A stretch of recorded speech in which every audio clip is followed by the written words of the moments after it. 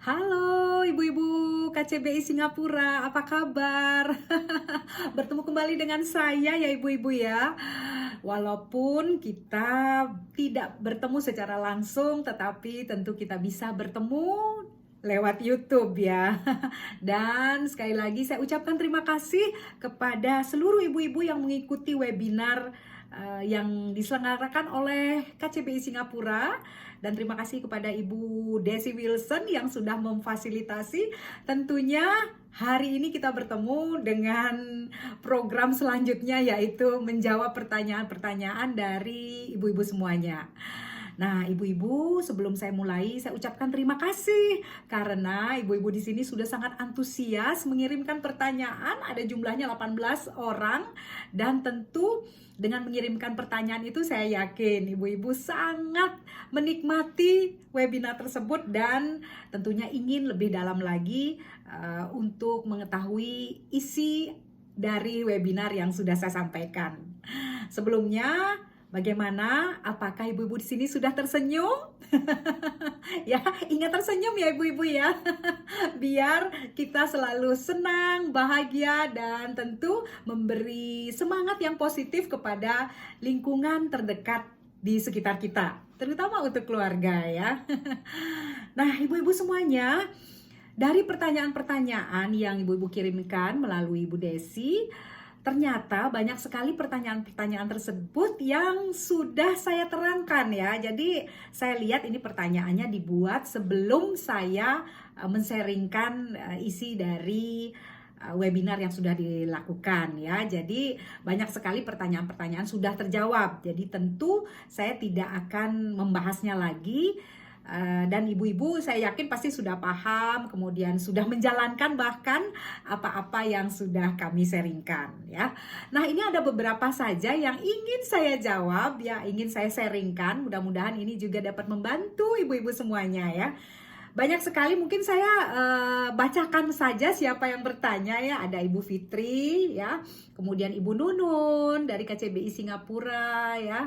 Ibu Fitri juga dari KCBI Singapura, kemudian ada Ibu Lydia Muhyiddin KCBI Singapura juga, Ibu Yulia Adiaksana DWP KBRI Singapura. Halo Ibu. Kemudian Ibu Rini Pudiastuti dari DWP KBRI Pakistan. Wah, dari jauh-jauh ya. Ada Ibu Ira Hapsari Indiani DWP KBRI Pakistan juga. Kemudian Ibu Windrati Wiwara ya. Ibu Sri Tutik Wardianto, kemudian ada Ibu Susi Wilujeng, Ibu Indra Kristiana DWP KBRI Singapura, ada Ibu Sitawati KCBI Cabang Malang Raya, kemudian juga Ibu Hajah Mas Kahyangan KCBI Cabang Lombok ya. Deket ya dengan saya di Bali. Ibu Aisyah DWP KBRI Pakistan, kemudian Ibu Jero Puspa Saskara KCBI Bali. Deket ya Bu ya, Bu Jero Puspa ya. Kemudian Ibu Yeni Adriana, Ibu Lia Mulyanawati, Ibu Aan Widiana, dan Ibu Tasya Faizal DWP KBRI Singapura. Rata-rata pertanyaannya ini berhubungan dengan bagaimana beradaptasi dengan new normal, kemudian bagaimana caranya mengatur keuangan, yang semuanya sudah saya terangkan atau sharingkan di webinar kemarin. Jadi kalau ibu-ibu di sini ingin mengulang lagi, linknya udah saya kasih juga kepada Ibu Desi. Silakan kalau kangen atau ingin tahu lagi, mungkin waktu itu belum terlalu paham, didengarkan lagi, ditonton lagi ya. Silakan minta Bu Desi untuk linknya.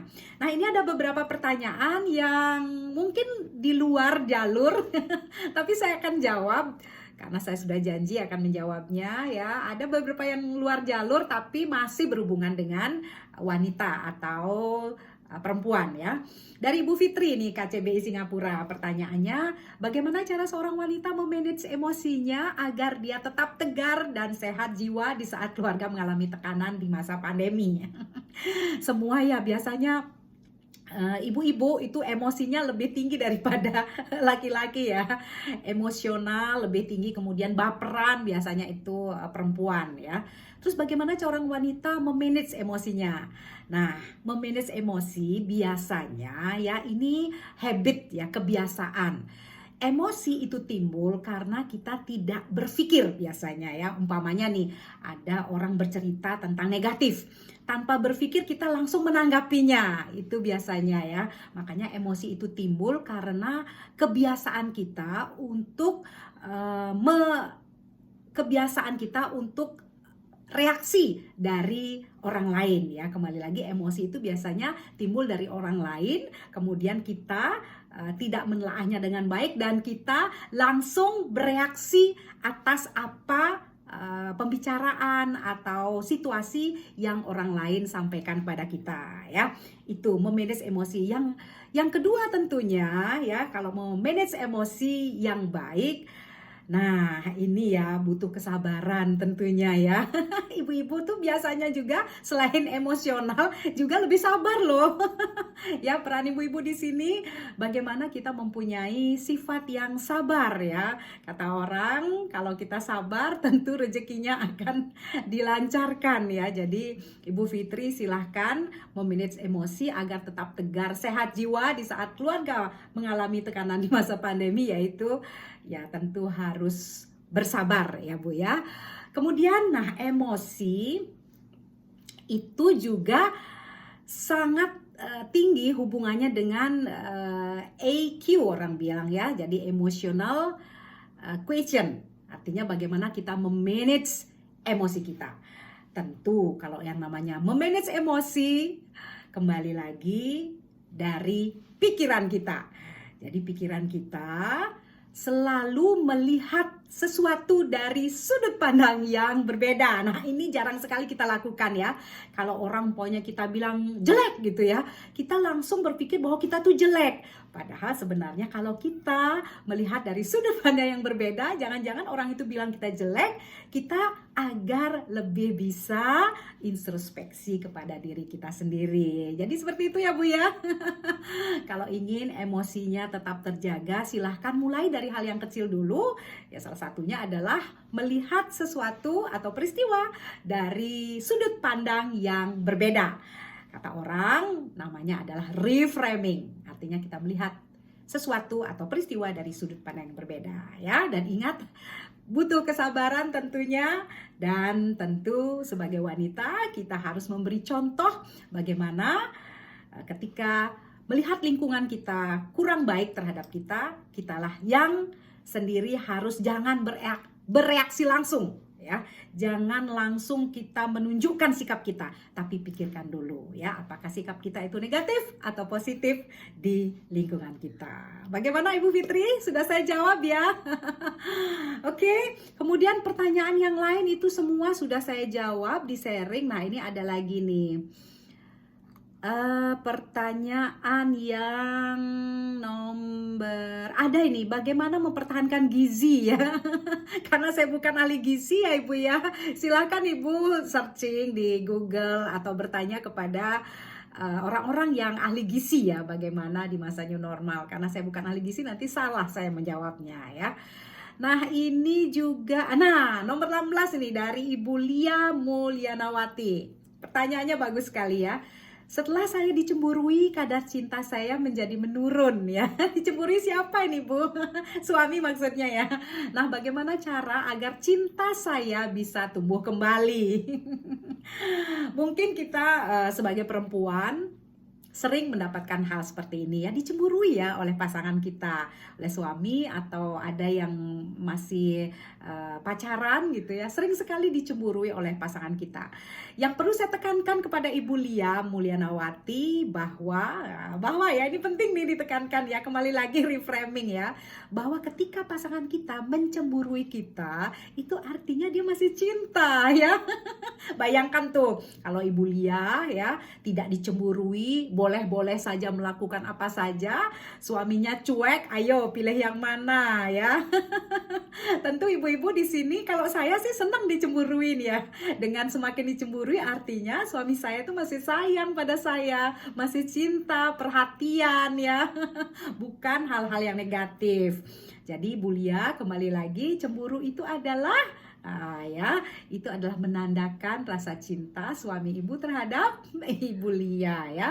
Jadi bagaimana caranya agar cinta saya tumbuh kembali? Nah, lihat bahwa kecemburuan suami adalah hal yang positif tentunya. Dan tentu bagaimana cara agar cinta tumbuh kembali? Nah, ini ya, biasanya kita melihat kalau sudah bertengkar atau merasa nggak enak hati, itu yang terbayang itu adalah yang negatif-negatif ya. Sekarang balik, coba ibu pikirkan, bayangkan kebaikan-kebaikan dari pasangan Ibu Lia ya. Ini yang akan menumbuhkan cinta ibu, dan tentu juga kembali lagi bahwa cemburu itu menandakan cinta pasangan Ibu Lia terhadap Ibu Lia ya. Jangan sampai nanti suaminya pasangannya tidak cemburu. Nah, mungkin di sini bagaimana kalau berlebihan gitu ya, cemburunya berlebihan sampai saya nggak berkutik. Nah, itu juga sering ya. Nah, kalau cemburu yang berlebihan sebenarnya wajar-wajar saja. Semakin cinta orang itu semakin cemburu ya. Nah, ini bisa dilakukan dengan cara komunikasi ya. Kalau saling diam-diaman, tidak berkomunikasi, jangan-jangan salah paham pasangannya ibu ya. Silahkan komunikasikan dengan baik, dan biasanya perempuan itu mengalah loh ya.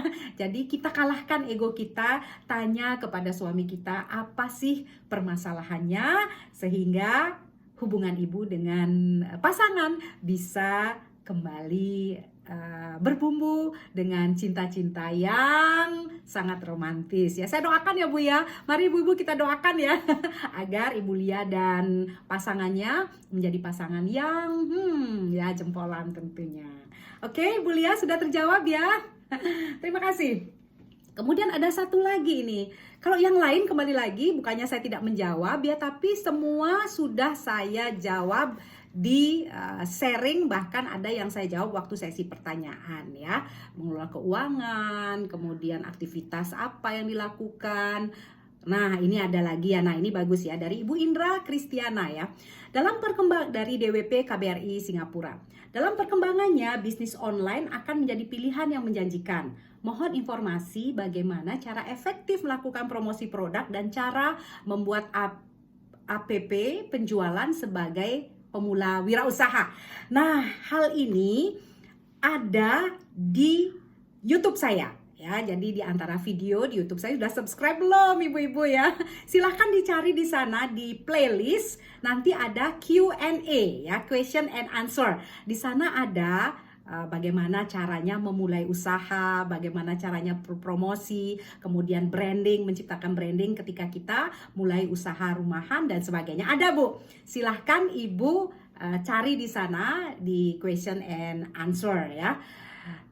Sangat mudah sekali, dan tentunya hal ini bisa untuk menyemangati kita melakukan promosi sebagai pemula wirausaha. Ada di sana Bu. Coba ibu klik nanti di channel YouTube saya. Oke?